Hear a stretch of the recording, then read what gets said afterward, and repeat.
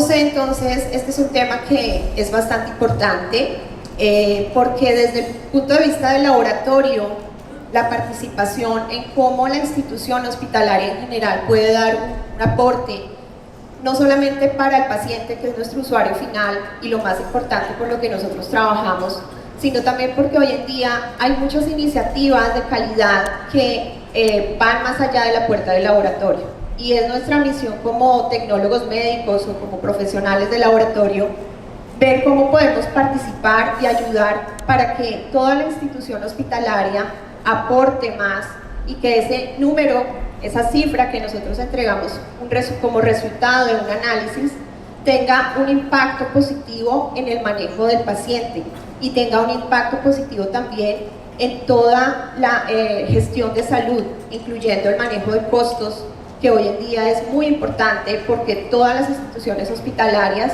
no solo privadas, también obviamente las públicas, se ven afectados por todo el cambio, todos los retos que tiene el sistema de salud. Entonces, con las pequeñas acciones que nosotros podemos tomar desde el laboratorio, esas iniciativas que nos llevan a mejorar la calidad y que también nos llevan a hacer que haya un mejor manejo en el cuidado de la salud, podemos obtener buenos resultados. Pero todo esto, desde luego, necesita un proceso de cambio, un proceso de educación. Y parte de lo que vamos a hacer el día de hoy es entender por qué nosotros podemos generar un cambio en el laboratorio y aportar un poco más al manejo del paciente. Entonces, este tema tiene bastante importancia en el día a día, y lo que pretendo acá mostrarles a ustedes es una revisión de la literatura. Es mucha información y tenía poco tiempo para consolidarlo en esta presentación, pero la idea es irles mostrando lo que hay actualmente como soporte científico, como herramienta para este tema que es tan importante. Entonces, como mencionó José, vamos a dividir la presentación en dos partes. Es mucho tema, voy a tratar de llevarla de la mejor forma para que no se cansen, no se aburran.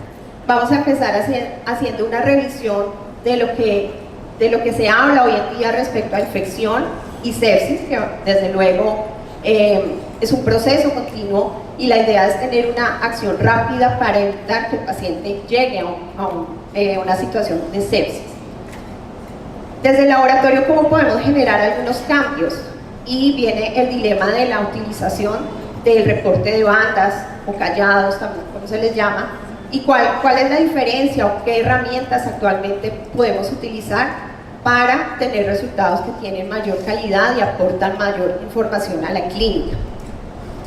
Entonces, ¿cómo la instauración de un nuevo parámetro hematológico que se conoce como IG, granulocitos inmaduros, cómo este nuevo parámetro puede ayudar a tener un cambio, a generar una mejora en lo que es el valor clínico que se le da a la interpretación de estos resultados, y también lo que los expertos, basados en todas las investigaciones que se vienen haciendo, instituciones muy grandes y la unión entre lo que es la práctica de laboratorio con la práctica médica, basada en la evidencia, nos puede generar una ayuda. Vamos a regresar para ver algunos ejemplos, unos casos clínicos muy puntuales que he traído para ustedes.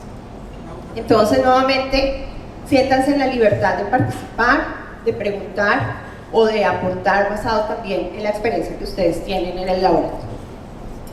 Entonces, realmente hay mucha información. Yo intenté, y espero que sea útil para ustedes, sacar cosas muy puntuales para resumirlas acá, para mostrarlas a ustedes, y desde luego en la literatura, ustedes pueden ir al Medline o simplemente en Google, hacer una búsqueda y van a encontrar muchísima información, muchísima información. Este es un tema que tiene mucho cambio, mucha evolución. Hubo una gran revolución en 1992, cuando las principales organizaciones médicas de unidad de cuidado intensivo, cuidado crítico, se reunieron para tomar el caso, tomar el tema y hablar sobre la estandarización de los criterios de sepsis. Y a partir de 1992 ha venido pues un constante avance. En el 2012 se instauró también un grupo que se llama Grupo de Supervivencia para la Sepsis, y ahí también nuevamente se hicieron las revisiones de las clínicas médicas, de las guías médicas de manejo clínico, y en 2016 nuevamente se hizo una revolución, una reorganización. Hay mucha información que va enfocada hacia el manejo médico. Obviamente yo no me voy a enfocar en esto, porque no soy médico, tampoco quiero meterme en un área que es más especializada y no me corresponde, pero lo que voy a hacer es ver cómo, desde el punto de vista del laboratorio, se puede aportar al manejo médico. Y estos son los documentos que tenemos nosotros como referencia. Entonces, para comenzar, vamos a ver algunos hechos claves que son importantes para tener en cuenta. Y quise acá, en cada uno de los slides, ustedes van a encontrar en la parte inferior la cita el documento que utilicé como artículo guía, que ustedes lo pueden encontrar. También las personas de Bionuclear me solicitaron que les dijera que en el bulto que les entregaron, entiendo que el bulto es el maletín, el morral, en el bulto hay un documento con este tipo de informaciones, con la literatura, algunas citas de la literatura, que desde luego ustedes pueden consultar después. Algún tema puntual que quieran profundizar, ahí está la citación de la literatura. Pero como les decía, en Medline o incluso en Google o en la página de Sysmex, ustedes pueden encontrar muchísima información. Entonces, dentro de sepsis hay puntos importantes. Uno de estos es que la sepsis, desde luego, es la principal causa de muerte en unidad de cuidados intensivos. En realidad, cuando un paciente comienza un proceso infeccioso, es algo que avanza muy rápido. El organismo de campaña de supervivencia contra la sepsis habla más o menos de 2 horas entre un paciente que ingresa por emergencia, sala de emergencia, y si en 2 horas no es tratado de forma rápida, puede hacer una sepsis. En 2 horas ya puede estar en una unidad de cuidados intensivos y en 4 horas podría estar muerto. Entonces, una cosa que tiene que tener una respuesta de parte de los médicos muy rápida y que sea correcta, porque también parte de todo, esto es como una bola de nieve que va creciendo. Estas cifras que están acá, basado pues en este documento, nos dice que más o menos hay 750,000 casos nuevos de sepsis severa en Estados Unidos solamente por año, y una tasa de mortalidad más o menos del 30%. Pero estas cifras tienden a empeorar. ¿Por qué tienden a empeorar? Primero, precisamente por eso, porque es una cuestión que evoluciona muy rápido, es muy cambiante. En este momento, la mayoría de población, ya en promedio se encuentra población vieja, o sea, más que población joven. Los que asisten a nuestro sistema de salud es gente en promedio de 50 años hacia arriba, que ya se considera vieja. Yo casi ya voy a llegar allá. Es triste, pero así nos clasifican. Así nos clasifican. En Colombia les voy a contar que los beneficios para la tercera edad son a partir de los 55 años. ¿Pueden creer eso? Es triste, pero así nos clasifican el sistema de salud. Entonces, estas cifras tienden a empeorar por la edad de las personas. ¿Sí? No es lo mismo, obviamente, aunque vamos a ver que también este tipo de enfermedades son críticas en pacientes jóvenes, en neonatos, pero obviamente no es lo mismo una persona adulta joven, que su sistema inmune responde mejor a un anciano. Obviamente el cuerpo también siente el daño. Entonces estas cifras son afectadas por la edad de los pacientes, por las situaciones de inmunosupresión, que también tenemos muchos casos hoy en inmunosupresión, la resistencia bacteriana a los antibióticos. Es impresionante y cada día se encuentra mayor resistencia a los antibióticos, y esto afecta terriblemente la forma como los médicos tienen que manejar a sus pacientes. Y desde luego también la tecnología ha hecho que se evolucione, pero hoy en día hay más intervención en los pacientes. Antiguamente no había tantos métodos invasivos, hoy hay más métodos invasivos y si no se tienen en consideración todas las guías y todos los procedimientos que se deben realizar, cualquier método invasivo es una puerta de entrada para que un microorganismo infecte a un paciente, lo colonice y lo pueda llevar incluso a una unidad de cuidados intensivos.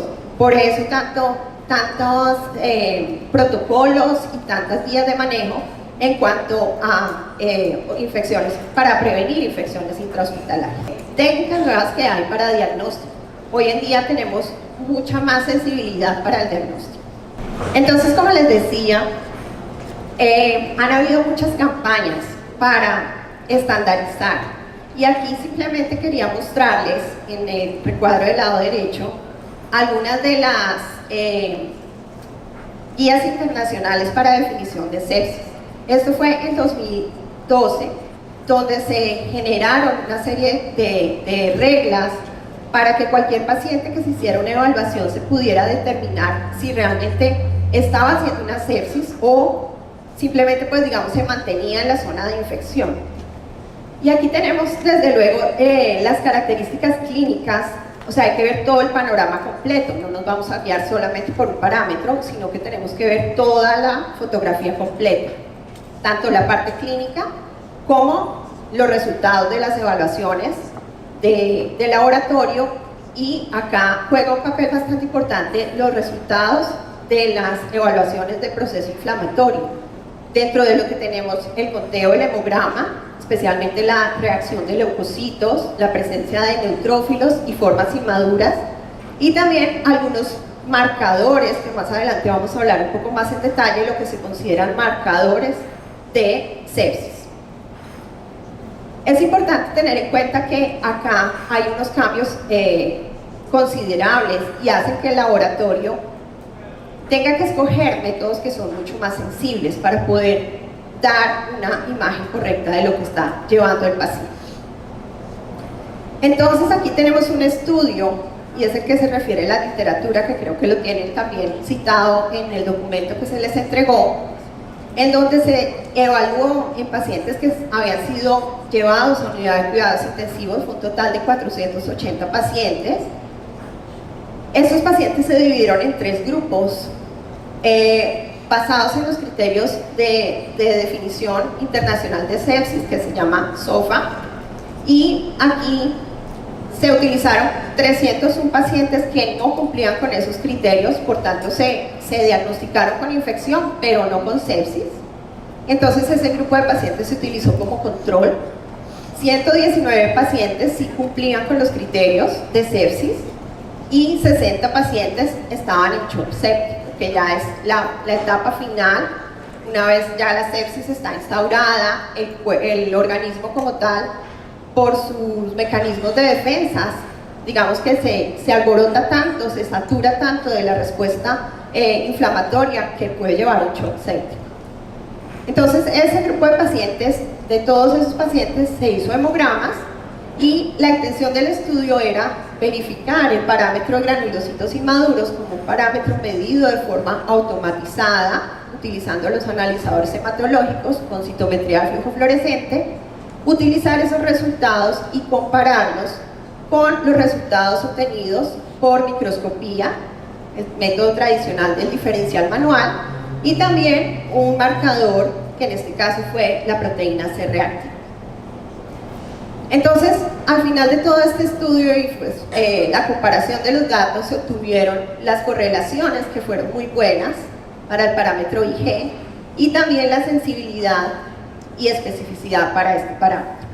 Lo que este estudio nos indica es que el conteo de granulocitos inmaduros utilizando un método automatizado, en este caso citometría de flujo fluorescente, que utiliza un marcador específico para ácido nucleico celular, que es la polimetina, ese conteo tiene menos interferencia que el método manual o brinda como un resultado automatizado, parte del hemograma de 6 partes, brinda un desempeño adecuado y puede representar una alternativa útil en comparación con la microscopía que se usa tradicionalmente, y puede ser de ayuda para los médicos en el diagnóstico de pacientes que se encuentran en un proceso séptico. Desde luego estos parámetros, como dije anteriormente, son parte de toda una batería. No podemos utilizar, por muy valioso que sea el parámetro, no lo vamos a utilizar como parámetro único, sino que la intención de todos estos estudios es valorar el desempeño del parámetro y poderlo incorporar como parte de los protocolos de manejo médico. Entonces se acompaña desde luego de otras pruebas, de otros parámetros, como algún marcador, un biomarcador, por ejemplo en este caso la PCR, y desde luego también de pruebas complementarias que definen totalmente el diagnóstico, por ejemplo los hemocultivos. Entonces, aquí en estos estudios lo que se busca es precisamente ver cómo podemos incorporar esa nueva tecnología, la citometría fluorescente, para ofrecer un resultado, parámetro, el IG, que nos da una información clínica realmente valiosa.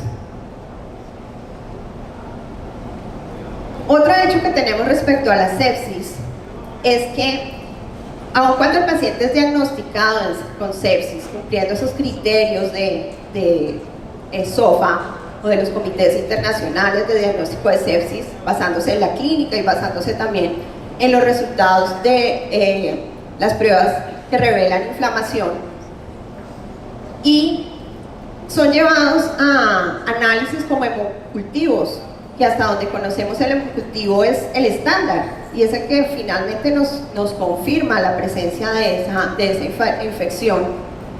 Aún así, el 50% de los pacientes sépticos pueden tener un hemocultivo negativo.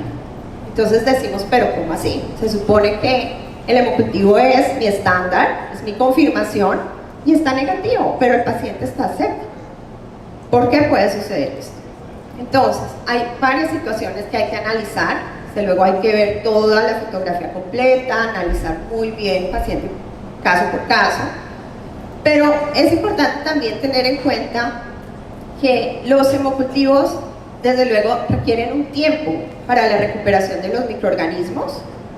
No todos los microorganismos son iguales, hay microorganismos más difíciles de recuperar que otros. Algunas veces podemos tener falsos positivos en los hemocultivos por procedimientos de recolección, porque se recupera el microorganismo que no es el patógeno, sino otro microorganismo. Pero también podemos tener resultados falsos negativos por el aumento de la resistencia antimicrobiana.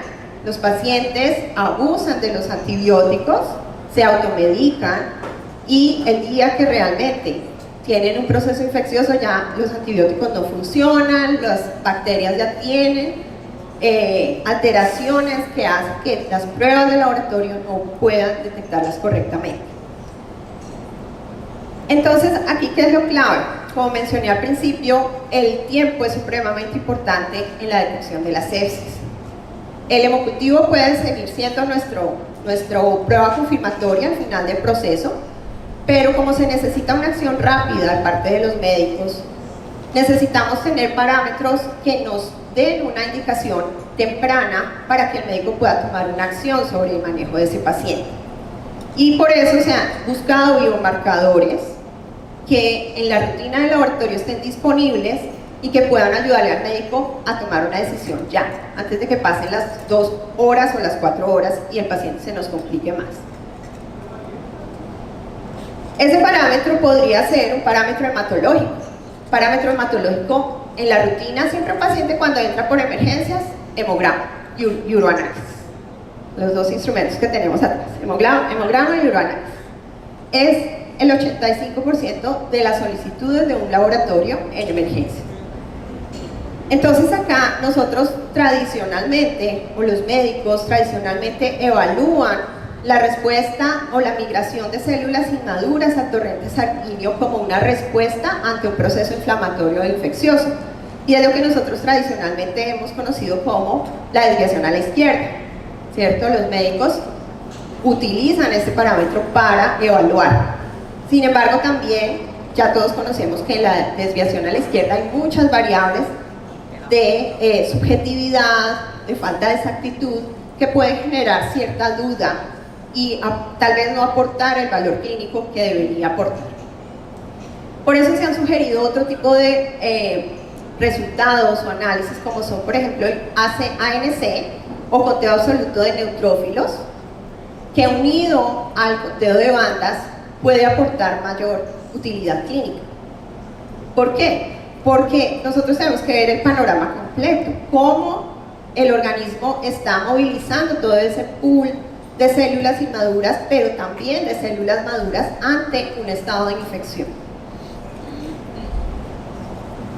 Este es un estudio que se hizo en el Hospital Johns Hopkins en Baltimore, en el departamento de emergencias, y de 142 pacientes admitidos, más 29 pacientes que se tomaron al azar, se dividieron en dos grupos, uno con evidencia de infección y otro sin evidencia. Lo que se buscaba con este estudio era determinar la sensibilidad y la especificidad del parámetro IG, granulocitos inmaduros, medido por citometría fluorescente, y correlacionarlo con el resultado de hemocultivo. Se hizo obviamente el hemograma al momento del ingreso de los pacientes y los hemocultivos se llevaron hasta 7 días, según el protocolo que se utilizaba en el laboratorio, para obtener un resultado final. Se hizo seguimiento de los parámetros hematológicos, conteo de leucocitos, absolutos totales, nucleados absolutos totales, la medición de los granulocitos inmaduros tanto en porcentaje como en absoluto durante 5 días consecutivos para estos pacientes. Al final del estudio lo que obtuvimos fue que el parámetro IG era bastante sensible y correlacionaba con más del 90% de especificidad para hemocultivos positivos. Es decir, estos pacientes que tenían granulocitos inmaduros mayor a 3% coincidieron con los que al final tuvieron hemocultivo positivo, en más del 90%. Lo que nos indica que el parámetro IG puede usarse o tiene un valor predictivo positivo bastante alto, más del 90%, con la gran ventaja que es un parámetro que podemos obtener más o menos 1 hora después de haber hecho el registro del paciente en la sala de emergencias. Ya podemos tener un resultado liberado al médico, mientras que obviamente el hemocultivo tarda muchos días más. Depende de la metodología que utilicen, depende también del microorganismo. Hay microorganismos que son de recuperación fácil, pero hay otros microorganismos, especialmente los anaerobios, que pueden tardar mucho tiempo más para recuperarse. Entonces esto lo que nos va a permitir es darle una información a los médicos que puede hacer que tengan un criterio para manejar al paciente de forma más rápida, más temprana. El médico sabe que hay un proceso infeccioso en curso. No podemos esperar hasta 5 días o 7 días para tener nombre y apellido del microorganismo, pero el médico puede empezar una terapéutica ya, para tratar de frenar ese proceso de infección y evitar que se nos vaya a sepsis o a shock séptico. Entonces esto aporta muchísimo porque va a descongestionar nuestras unidades de cuidados intensivos, va a reducir la cantidad de antibióticos que se le tiene que dar al paciente, optimizar el uso de los antibióticos y va a encaminar hacia una mejor terapia, con un parámetro que es realmente sencillo, porque se dispone en el laboratorio, los laboratorios que ya tienen estos analizadores con diferencial de 6 partes, están dando como valor agregado ese resultado, y puede hacer que el médico tenga la confianza de poder iniciar un manejo mejor para su paciente. Otro hecho de la sepsis, respecto a la sepsis, es difícil de diagnosticar en pediatría, en todos los pacientes, a menos de que sea un cuadro florido, que cumpla con esos criterios de SOFA, que nos dice básicamente que debe tener 2 criterios clínicos más un criterio de reacción de infección, un criterio de laboratorio. Eso es un cuadro florido, pero hay cuadros, hay pacientes donde la infección es menos florida, es como dormida, y es difícil de diagnosticar. Y en los neonatos es más difícil porque, primero que todo, son procesos, o sea, su proceso celular, su desarrollo celular hace que se aumente el conteo de células. Todos sabemos que vamos a tener niños con conteos de leucocitos altos y con cifras de células inmaduras presentes. Entonces, ¿cómo hago yo para saber si ese paciente está haciendo sepsis o es que es parte del desarrollo normal de su médula ósea, de su sistema leucopoyético? Es difícil, es realmente difícil. Hay que ver toda la fotografía. Y hasta ahora lo que los médicos utilizan, especialmente los neonatólogos, es lo que se llama el IT-radio, la relación entre los neutrófilos inmaduros, que incluye las bandas, los metas, los mielos, los promielos, sobre la cuenta total de neutrófilos. Este IT-radio es muy utilizado en pediatría, y hasta ahora con el método manual lo que nosotros tenemos que hacer es un conteo de esos inmaduros, de toda la gama de células inmaduras, y dividirlas sobre el total de los neutrófilos más los inmaduros. El método manual, por más que intentemos, no se puede mejorar. El método manual tiene dificultades, tiene muchas variables, especialmente del operador. Y hay mucho tema de conversación acá, tal vez ustedes han asistido a muchas otras presentaciones donde se habla de eso. No es que el profesional de laboratorio sea malo, es que el método, como está concebido, y no solo para hematología, también para uroanálisis o para cualquier otra área donde se hagan métodos manuales, el método como tal no se puede mejorar. Entonces, eso hace que estos cálculos que estamos obteniendo acá no sean exactos y no sean totalmente reproducibles entre un tecnólogo médico y otro. Puede ser que en el turno de la mañana me dio 1, pero puede ser que en el turno de la tarde me da 4. Entonces, eso no aporta al médico, confunde en lugar de ayudar, y puede hacer que el médico dude mucho del manejo que le va a dar a este paciente. Por eso se busca que haya más sensibilidad, más especificidad, más calidad en el resultado. Y la tecnología nos ayuda mucho en eso, sobre todo cuando necesitamos tener valores tan pequeños, tan exactos. La tecnología es bastante útil en eso. Bueno, entonces en este estudio, donde lo que estábamos buscando era comparar esos resultados del diferencial automatizado y el diferencial manual y evaluar la sensibilidad para obtener ese parámetro o ese ratio IT y ver cómo puede ayudar en pediatría. Aquí se tuvo en cuenta una base de datos bastante grande, fue un estudio retrospectivo de más de 10.000 hemogramas de neonatos de menos de 90 días con o sin infección documental. En este estudio entonces se concluyó que el desempeño desde el punto de vista estadístico para el parámetro IG era básicamente idéntico a el uso del IT-radio. ¿Cuál es la diferencia?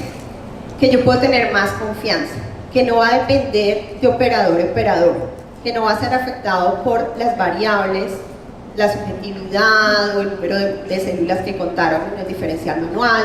Voy a tener una constancia, porque eso es lo que me da la automatización. Entonces, estoy demostrando con este estudio que el método automatizado me ayuda, va a reemplazar ese método manual y que tiene buen aporte hacia cómo el manejo del médico va a ser mejor para el paciente. Otro hecho que tenemos respecto a la sepsis es el diagnóstico temprano. Esto es crucial para obtener resultados exitosos en el manejo del paciente. Y como había hablado antes, pues esto es parte de lo que se habla mucho en estas discusiones de expertos cuando se habla de campaña de lucha contra la sepsis, establecer los criterios clínicos para el diagnóstico. Y les había mencionado entonces que desde 1992 se empezaron a hacer todas estas reuniones de expertos para establecer esos protocolos de cómo se debe manejar. Y uno de los temas que siempre se habla es el tiempo. El tiempo es crucial. Aun cuando ha mejorado mucho, se mantiene la morbilidad y la mortalidad de los pacientes que ingresan a unidad de cuidados intensivos por la sepsis.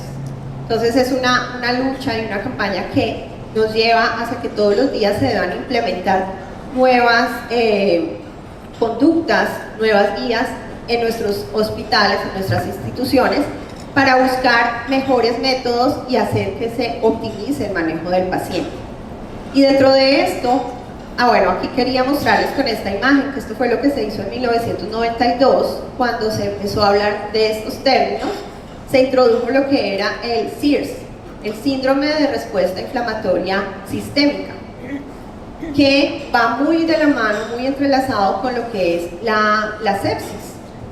Clínicamente comparten muchas manifestaciones, muchas características desde el punto de vista clínico. ¿Cuál es la diferencia? Que en el SIRS básicamente no tenemos un agente infeccioso, externo infeccioso, que esté causando esa reacción inflamatoria severa, sino es debido a otro tipo de eventos. Puede ser, por ejemplo, una quemadura de tercer grado, un trauma, una persona politraumatizada. Puede también tener ese tipo de manifestaciones clínicas sin necesidad de sufrir una infección, pero su comportamiento desde el punto de vista clínico y también de resultados de laboratorio comparte características. Y desde luego, ese tipo de daños y de lesiones a la primera barrera de defensa que tenemos nosotros, lo que se llama la injuria al tejido, es la puerta de entrada también para que el paciente sufra una infección. Entonces van muy de la mano y por eso se empezaron a definir todos estos criterios médicos de cómo manejar este tipo de pacientes. En este estudio, básicamente lo que se buscaba, los marcadores, biomarcadores o marcadores séricos que puedan ayudar en la detección temprana de esos pacientes que están haciendo un proceso inflamatorio y que van camino hacia la sepsis. Y dentro de estos, pues hay una lista muy grande de biomarcadores y cada día van surgiendo nuevos biomarcadores, pero también es importante tener en cuenta la disponibilidad de los marcadores en el laboratorio. Nosotros quisiéramos hacerle un panel gigante de pruebas supremamente especializadas a todos los pacientes, pero no es posible. Tenemos que optimizar los recursos, el tiempo, a veces no contamos con todas las pruebas disponibles en el laboratorio. Entonces, ¿cuáles son esos biomarcadores que tenemos al alcance de la mano en nuestros laboratorios que pueden ser usados de rutina, pero que realmente aportan resultados que son útiles para el manejo del paciente? Dentro de esos, los más comunes y los que se usaron en este estudio eran la interleuquina 6, la proteína C reactiva, que es de pronto el que más disponemos en nuestro laboratorio, y la proteína ligante de los lipopolisacáridos. Se incluyeron 70 pacientes en este estudio que fueron diagnosticados para SIRS o para sepsis basados en los criterios SOFA y cumplían por lo menos con 2 de esos criterios. Se utilizó también el conteo de granulocitos inmaduros por citometría de flujo fluorescente como un parámetro control para comparar la sensibilidad y especificidad con estos otros marcadores.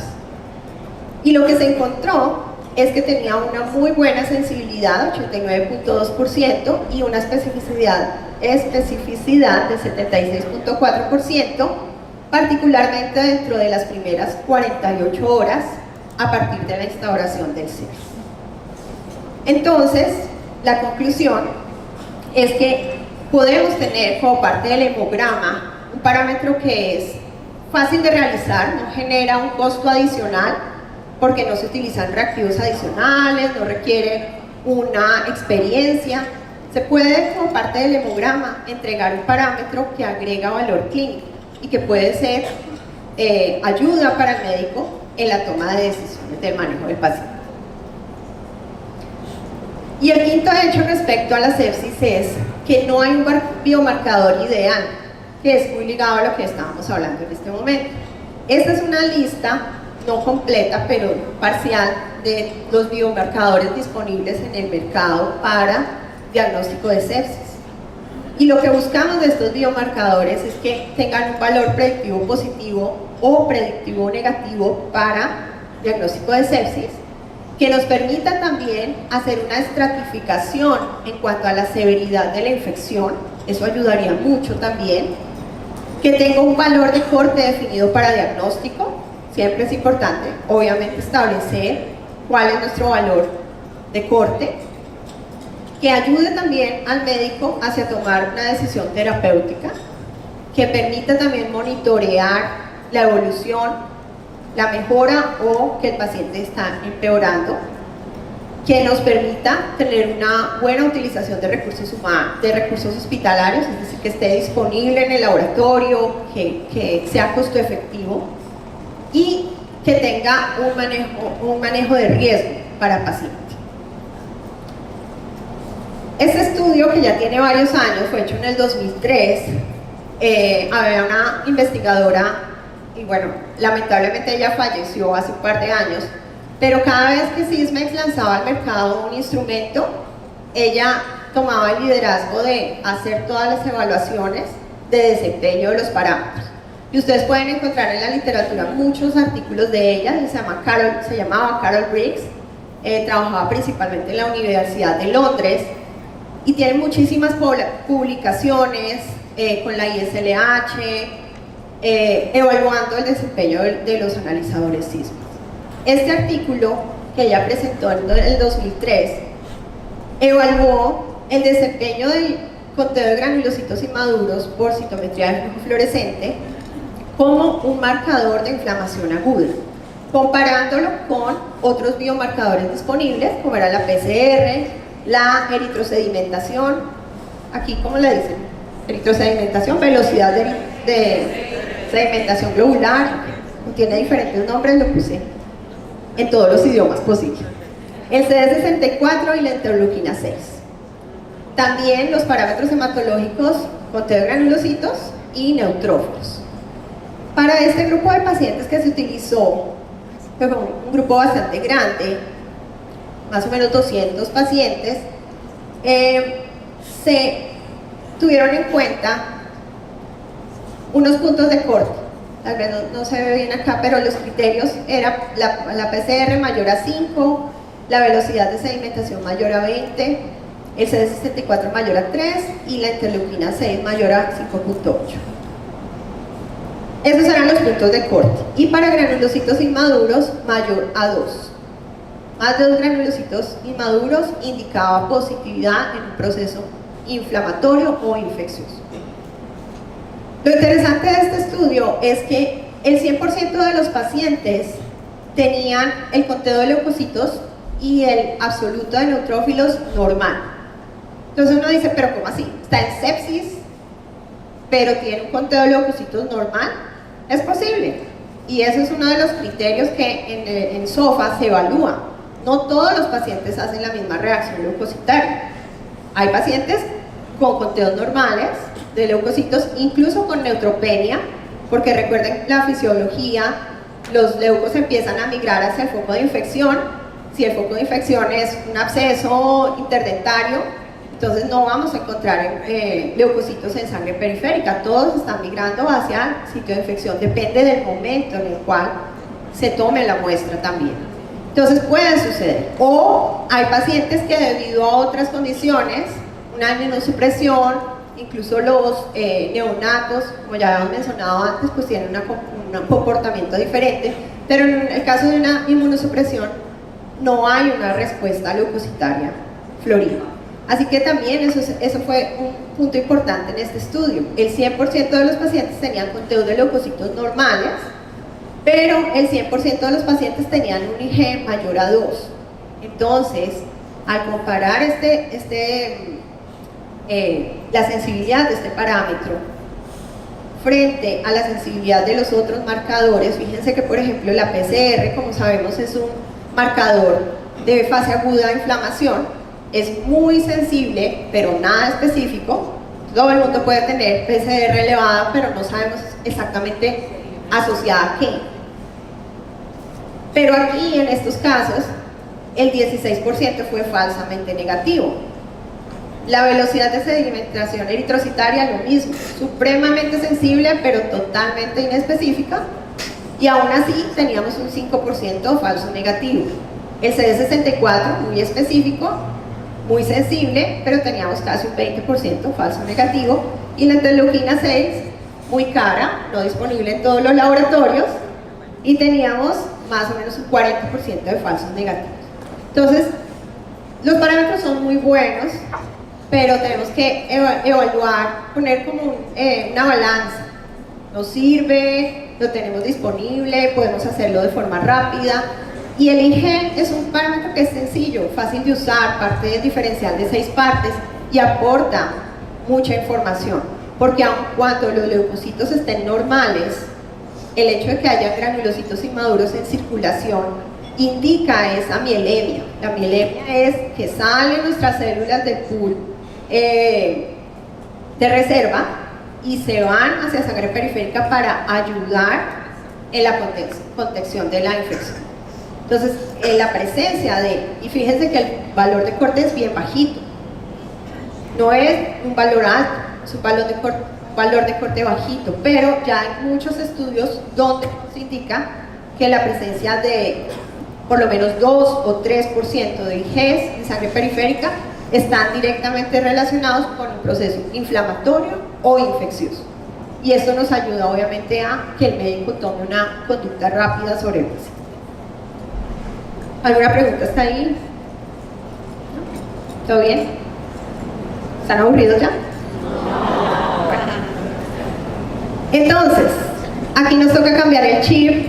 Nosotros todo el tiempo nos enseñaron desde la escuela de laboratorios clínicos las bandas. Los médicos aún exigen el conteo de bandas.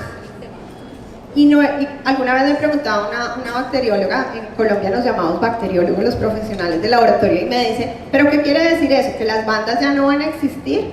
No, sí, las bandas existen.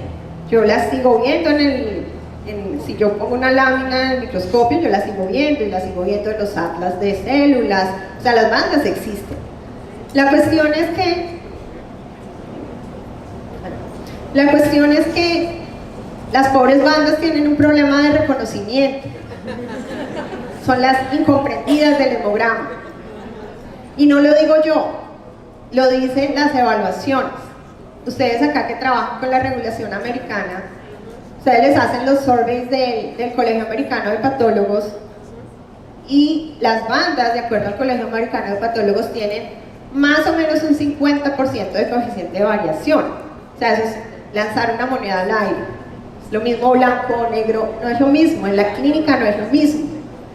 El número es lo de menos. Yo puedo decir 4, después puedo decir 8. El tecnólogo médico de la mañana dice 2 y el de la tarde dice 11, y están dentro del rango de referencia, porque hay muchos estudios que dicen que las bandas pueden ir entre 0 y 11. Es muy grande el valor, es un rango muy amplio, pero para la clínica, para la decisión médica, es crítico. Hay instituciones donde dicen, si tiene 10 bandas, va a cirugía. Si tiene 9 bandas, se va para la casa.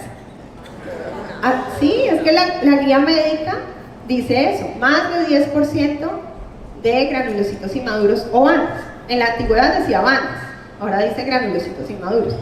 Entonces, ¿qué pasa con eso? El paciente que tiene 9 y se está retorciendo porque tiene una apendicitis, no vayas a la casa porque tiene 9 bandas, esperemos a que le salgan más.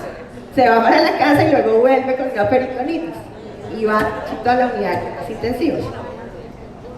¿Sí? Entonces, ese es el problema de las bandas. Son subjetivas, porque hacemos un método manual basado en la observación, y nosotros hemos llevado el ejercicio del Colegio Americano de Patólogos a diferentes conferencias o diferentes reuniones en todos los países en América Latina, porque la gente dice, no les creemos. Les pasamos las 100 imágenes, les decimos clasifiquen, cuenten, y al final tenemos resultados entre 5 y 55% en un auditorio más o menos así.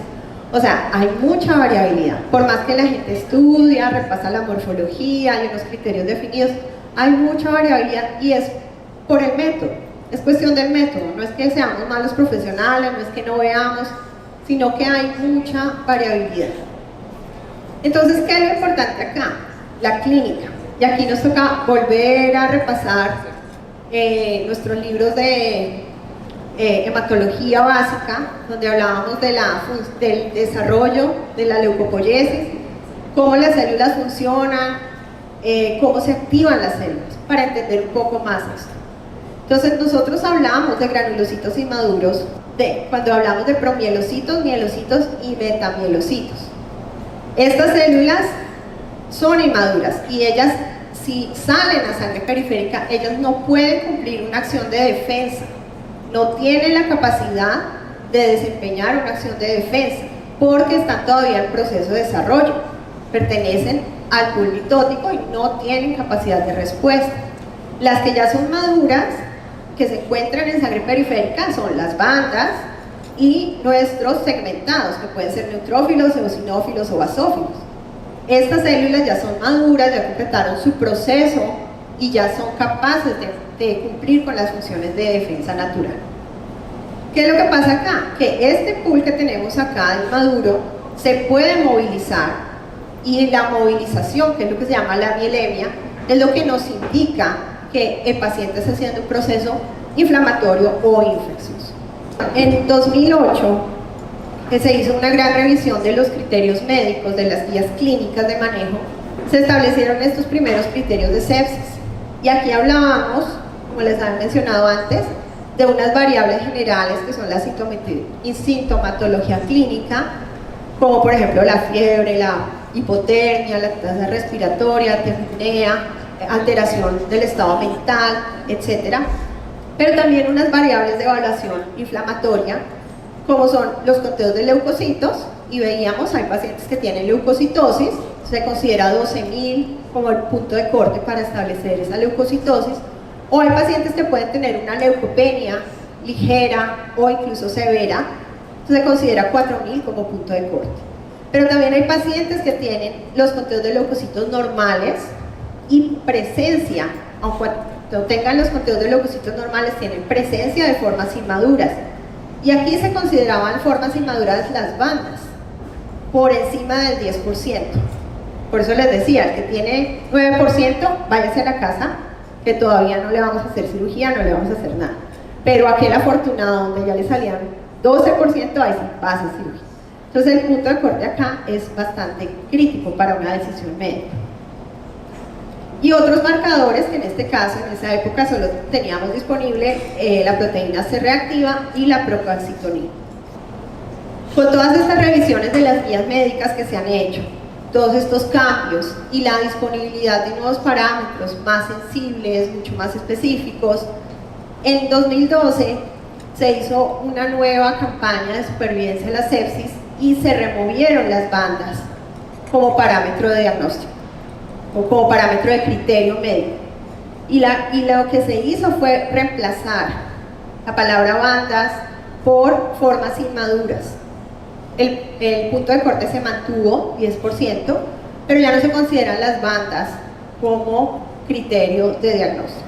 Hay médicos que lo siguen pidiendo, hay médicos que lo siguen solicitando, se les manda el hemograma con diferencial de 6 partes y dice, ¿y las bandas? No, doctor, es que las bandas ya no se incluyen como parte del reporte. ¿Por qué no? Porque ahora hay algo nuevo, que son los granulocitos inmaduros. Entonces ahí nosotros tenemos que hacer una función de educación, de comunicación, de transmitir toda esta información hacia los médicos. No es nada fácil, créanme que no. Nosotros llevamos muchos años trabajando en esto y todavía hay mucha resistencia, pero hay que explicar la razón de eso. Y la razón es porque el conteo de bandas, el reconocimiento de bandas en el método manual tiene muy pobre precisión y muy pobre exactitud, menos del 50% de acuerdo al Colegio Americano de Patólogos, la ISLH. Por eso, y ustedes van a encontrar mucha información sobre esto, estas instituciones, estas organizaciones que son nuestras guías, nos recomiendan incorporar métodos que sean mejores, método automatizado que aporte conteo de granulocitos inmaduros, y dentro de los granulocitos inmaduros están los promielos, los mielos y las metamielos. Las bandas no están, las bandas no son consideradas como parte de los granulocitos inmaduros porque, como ya vimos, son una célula madura y es normal encontrarla en circulación periférica. Desde el punto estadístico, para que ustedes entiendan por qué no es útil. Si yo tengo un resultado ideal, digamos de 5, y trabajo con un 95% de límite de confianza, estadísticamente yo podría dar un resultado entre 1 y 12%, y está bien, estadísticamente está bien. Si esto es parte de un survey, está bien. Pero es lo mismo desde el punto de vista clínico, no es lo mismo 1 que 12, es totalmente diferente y cambia el manejo que el médico le da al paciente. Si el valor real es 10, estadísticamente yo podría reportar entre 4 y 18. Cambia totalmente la conducta médica. Si el tecnólogo médico en la mañana reportó 4, el paciente está en emergencia con el dolor abdominal, el médico dice no, está normal, quédese ahí o váyase a su casa. Pero si en realidad tenía 17, también está dentro de este rango de confianza, ¿cierto? Ahí se lo hubiera mandado a cirugía. Entonces, imagínense el poder que tenemos en nuestras manos cuando entregamos un reporte de bandas. Es crítico, porque la decisión médica se basa en eso. Y obviamente en más parámetros, pero es crítico. Entonces, ¿qué es lo que pasa? Desde hace muchísimos años, esto fue desde 1978, un médico estadista trabajaba en el laboratorio, se llama Ronk, se dedicó a establecer cuáles eran los límites de confianza ideales para trabajar en hematología. Y hoy en día se utiliza eso como referencia aún para mostrar que el método, esta es una de las debilidades o de los problemas que tiene el método manual. Nosotros hacemos un hemograma bajo el microscopio, un diferencial, contamos 100 células. La ISLH nos dice que deberían contar 400. ¿Quién tiene tiempo para contar 400 células? Nadie. Nadie, en la rutina nadie lo hace, ni siquiera cuando hacen una implementación la gente nos ve con cara de voy a tener que contar 400 células por cada paciente, es demasiado, no es posible hacer. Entonces, aquí con esta gráfica, y voy a poner acá un poco más grande para que se vea, lo que se demostró es que entre más células sean contadas, mejor exactitud en el contagio voy a tener. Eso es como cuando yo digo, quiero ganarme la lotería y venir a pasar vacaciones acá a Puerto Rico, pero nunca compro la lotería, pues ¿cómo me la voy a ganar? Tengo que comprar la lotería para incrementar la posibilidad de ganármela. Lo mismo pasa acá en el laboratorio, si yo cuento 100 células, tengo una población muy limitada, pero si cuento muchas más células, abro esas posibilidades. Como no tenemos el tiempo para hacer todo eso, la automatización lo hace por nosotros. Los equipos automatizados cuentan miles de células, miles. Los equipos de Sysmex incorporan hasta 36.000 eventos en la clasificación celular. Eventos cada vez que pasa una célula por la apertura y se hace la medición de sus características. Entonces son miles de oportunidades para identificar, mucho más grande de lo que yo puedo ver en el microscopio. Por eso es que cuando hay células de baja frecuencia, tengo más oportunidad de encontrarlas en un analizador automatizado que en la microscopía. Yo tendría que ir a la microscopía y mirar por lo menos 400, recorrer mucho más para poder encontrar esos eventos que son poco inusuales. Entonces, basado en esto, debido a la alta imprecisión, las instituciones internacionales que nos guían, como el Colegio Americano de Patólogos, y esto es del 2010, nos recomienda que las bandas no sean reportadas como un parámetro separado, sino que sean incluidas dentro del conteo de neutrófilos maduros, porque ya vimos que funcionalmente las bandas son una célula madura, no deben ser reportadas como un grupo celular aparte. Y adicionalmente, pues basado en esa limitación o en esa cantidad tan pequeña de células que nosotros contamos, esa es una de las variables que afectan nuestra exactitud. También desde el 2007 la CLCI nos indica que deberían utilizarse mejores métodos y que las bandas deberían, no sugieren o no dan una información médica tan importante como la pueden dar otros parámetros. Entonces la ISLH en el 2012, la ISLH reunió un comité de expertos para poder establecer unos criterios para la práctica en laboratorio. Y se establecieron 41 reglas o guías para la revisión de extendidos. En esta revisión, las bandas fueron excluidas como un hallazgo anormal en el extendido de sangre periférica. Las bandas ya no se consideran un hallazgo positivo en el frotis, solamente células anormales como blastos, metamielos, mielos, promielos, linfocitos atípicos, NRBC o células plasmáticas, pero las bandas ya no. Y se sugiere que las bandas sean contadas como parte de los neutrófilos. Entonces, nuevamente para recordar la pregunta que me hacían, pero ¿y será que las bandas se desaparecen?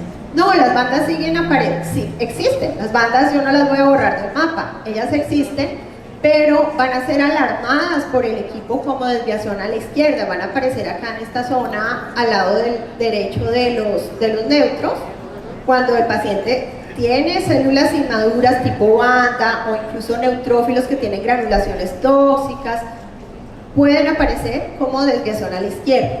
Pero ahora con la tecnología, con citometría de flujo fluorescente, podemos tener un parámetro cuantificado que se llama granulocitos inmaduros, que reúne el conteo de lo que son los promielos, los mielos y los metamielos, todos como un paquete celular, y esto se basa en la afinidad que tienen estas células inmaduras por el colorante polimetina, que es un fluorocromo.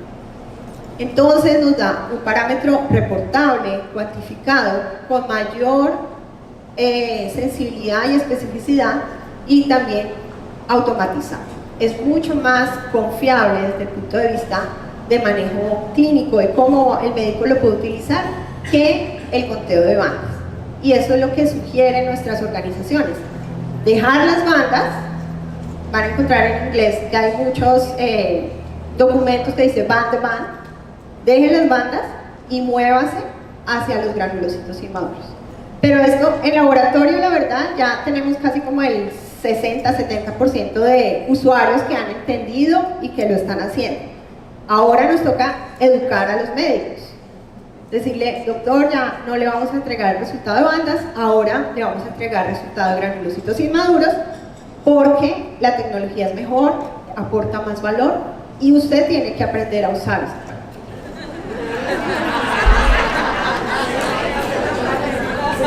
No es fácil, pero hay que hacerlo. Bueno, es un parámetro que está aprobado por la FDA. Ustedes saben que la FDA nos exige mucho a las empresas de diagnóstico en cuanto a evaluar el desempeño de los parámetros y demostrar la utilidad clínica, el aporte que este parámetro da para el manejo en el paciente. Así que todo esto lo pueden encontrar como parte de la documentación, tanto en FDA está el 510K, toda la documentación está disponible para que ustedes la tengan. Y así es como los instrumentos de hematología de Sysmex, que utilizan citometría de flujo fluorescente, muestran un reporte diferencial de 6 partes, donde la sexta parte del diferencial corresponde a los granulocitos inmaduros, tanto en número absoluto como en porcentaje.